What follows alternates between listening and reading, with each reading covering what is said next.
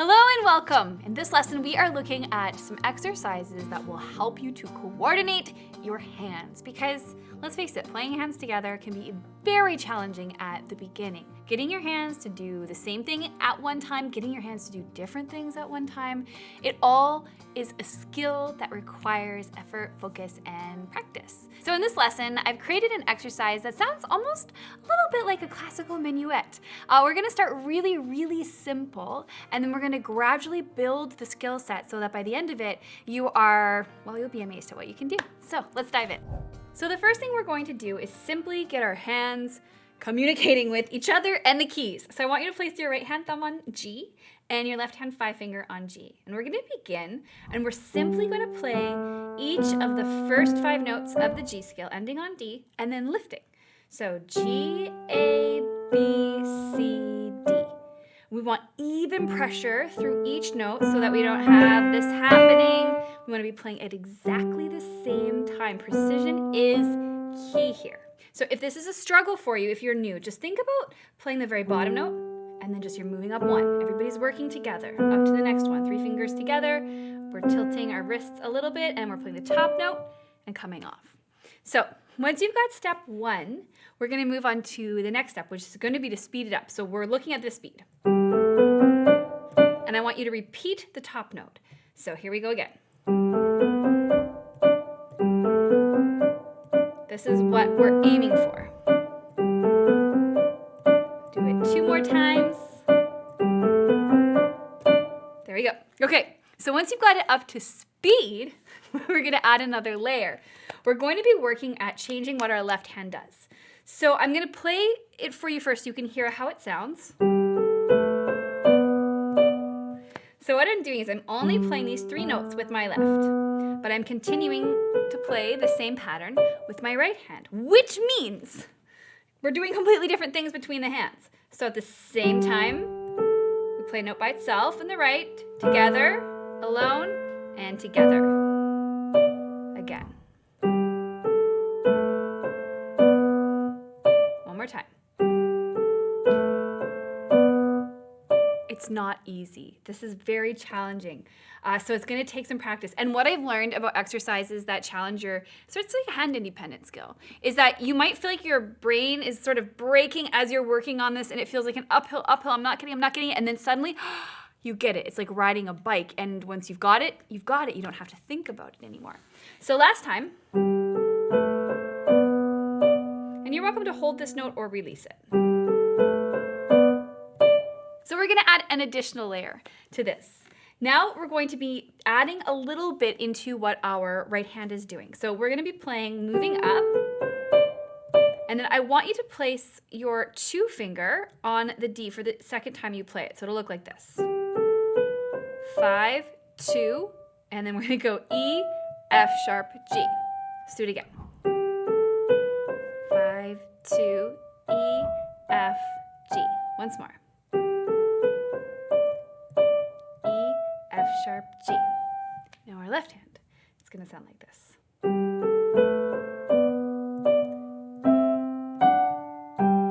So we've added some complexity. My left hand's playing G, A, B, C, D, G.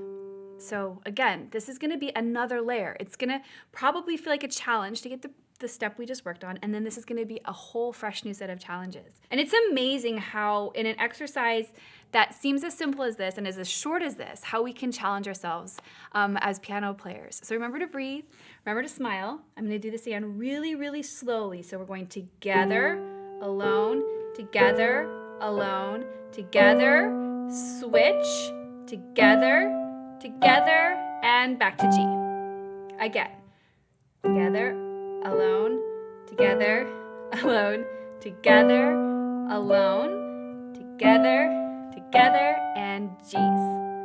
And once you get fast at it,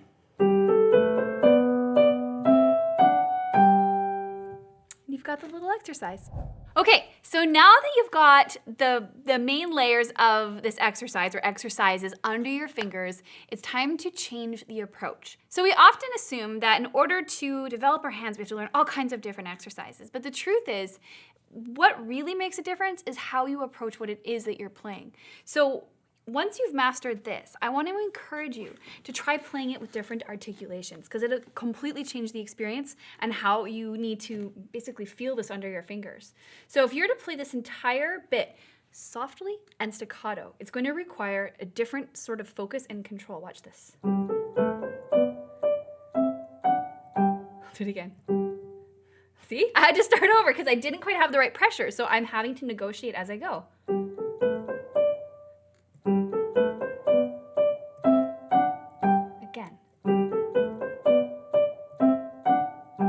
Okay, now I'm going to do it loudly.